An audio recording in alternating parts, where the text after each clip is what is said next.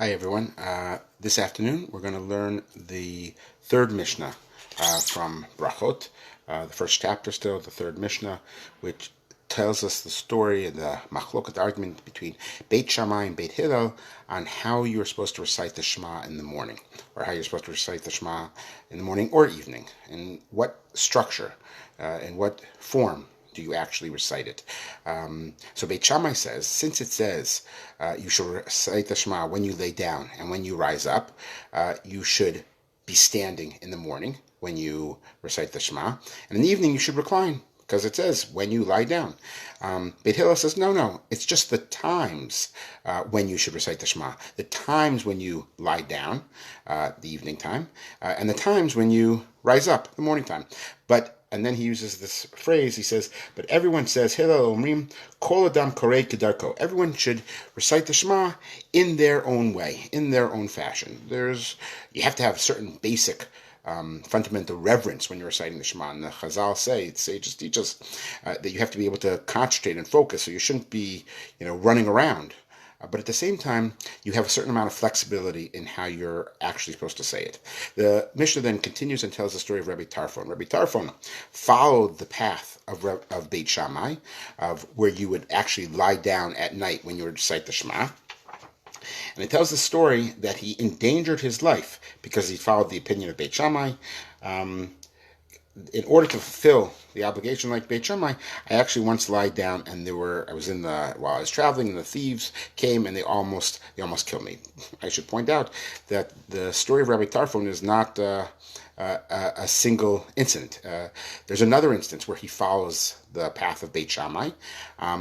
It has to do with the Shemitah year, the sabbatical year. He goes into his own field and he's collecting figs, which according to Beit Shammai is permitted, but according to Beit Hillel it is not permitted. Rabbi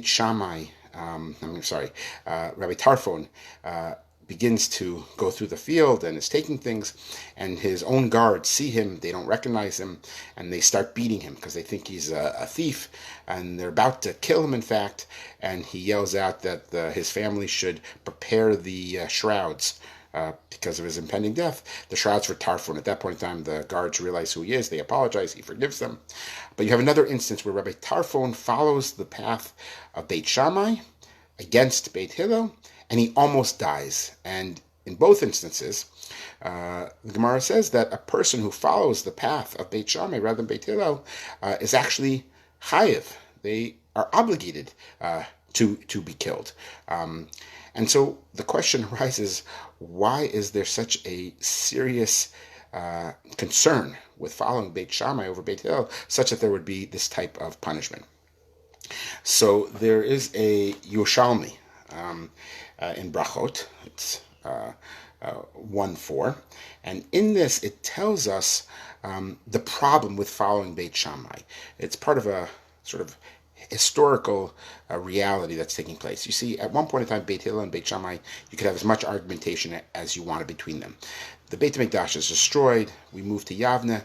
There seems to be a need and a push to coalesce around certain consistent behaviors that all of Am Yisrael can share. And so there is a danger to be following many different opinions. So at one point in time, it's permitted to follow whichever direction you wanted to go into, but at another historical period of time, we have to somehow come together and limit that. And indeed, that's what the Yerushalmi says. It says that before the heavenly voice came down, before a bat kol came down, there's a bat kol that actually says you have to follow Beit Hillel. So before the bat kol came down, whoever wanted to adopt the strict decisions of both the school of Hillel or the school of Shammai, the verse was applied to them: the fool walks in the darkness. Right? You shouldn't always follow the strict opinion. And whoever wanted to follow the lenient opinion of either Hillel or Shammai, that person is also called a wicked individual. You shouldn't always follow just the lenient opinions. Rather, you should pick one or the other. You should pick always following Beit Hillel or always following Beit Shammai. But pick one of them and be consistent in who you then pick. However, the heavenly voice then came down, the bat kol then came down, and says, at this point in time now, once the voice comes down, these are the words of the living God, Elu ve'elu divrei Elohim, meaning both Beit Hillel and Beit Shammai, both are legitimate opinions. Both are the words of God. Both are meaningful and special and important and something you can learn from. However, the halacha has to follow the Beit Hillel, has to follow the school of Hillel. We have to make a decision at some point in time. This is an idea that I think F. Scott Fitzgerald once described quite well. He says the test of a first-rate intelligence is the ability to hold two opposing ideas in one mind at the same time and still retain the ability to function. There is something very positive about thinking differently than one another. It's important to be able to have that diversity of thought. However, at some point in time, you have to be able to have something that unifies you, and therefore you have to be able to function. You have to be able to say, okay, now what is the halacha? And the Bat Kol says you have to follow Beit Shammai. I'd like to say a couple of things about this Gemara of the Yerushalmi that speaks about the Bat Kol coming down. One thing I'd like to talk about is perhaps even in the second half of the sentence, the Beit Hillel part of the sentence, where it says, but now the halacha is like Beit Hillel, is actually more lenient than you might think. And it may actually even be reinforcing the concept of Elu ve'elu divrei Elohim chaim, that there needs to be a diversity of opinion. After all, what are they arguing about inside this Mishnah itself? Beit Hillel says every person should follow his way, however he wants to do it, within certain parameters. Beit Shammai says no. There's a very structured way of reciting the Shema. Lay down at night, stand up erect in the day. Beit Hillel says, no, you don't have to worry about the external so much. Right? All I'm really concerned about, and what God is really concerned about, is the internals. What is going on in your heart? How do you feel? What is your kavanah when you recite Shema? I don't care about the external, how you look when you're saying that. Right? They're, to a certain extent, having a debate about what's most important, the form or the content. And Beit Hillel is saying, I don't care about the outside. I don't care about the formal nature of reciting the Shema. And so you see, perhaps even within the halachic decision-making process of Beit Hillel, who says we have to now follow Beit Hillel, there's also a seed of the teaching. But following Beit Hillel means that you're open to a diversity of opinions, a diversity of ways, again, within the parameters of the halacha, of having the right kavanah when you're reciting Shema. There's something also odd about this Yerushalmi. It says we follow a Bat Kol. Where do we ever get this idea that you follow a Bat Kol to determine halacha? In fact, we actually have an instance where we reject the Bat Kol. Right? There's a famous story of the Tanor Shalachnai, the story and the argument between Rabbi Yehoshua and Rabbi Eliezer. Rabbi Eliezer says, I know the halacha, and he puts forth his argument, and miracle after miracle seem to agree with Rabbi Eliezer.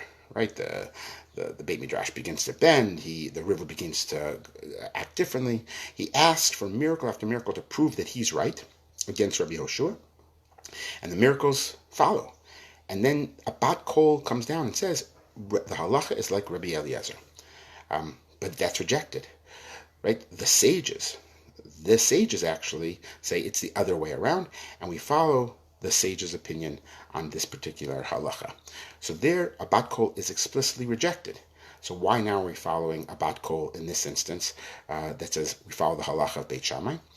So the Gemara in Yevamot has a Tosfot that says we're not actually following the Bat Kol. The Bat Kol is simply affirming something that already existed. It already existed that we followed Beit Shammai, and some people have suggested that this is one of the sources to learn about Judaism's appreciation of democratic principles. Because, as the Torah says, Acharim Rabim Lahatot, you should follow the will of the majority, and that Yevamot, Tosfot, suggests that the majority was already following Beit Hillel's opinion, meaning the majority of Am Yisrael and the majority of the sages were following how Beit Hillel decided. And since that was the majority opinion, when the push came to shove, and we no longer can simply talk about things philosophically and hypothetically, but practically, what are we going to do? Then you have to choose. And when the time came to actually make a choice, we follow the majority. That's what everyone was doing at the time. More were following Beit Hillel than Shammai, so that's why we ultimately found Beit Hillel. Not because he's more lenient, not because he was smarter, but rather because the majority of people were following it, and therefore we follow that. And the Bat Kol doesn't actually lead in this instance. Anyway, have a nice day.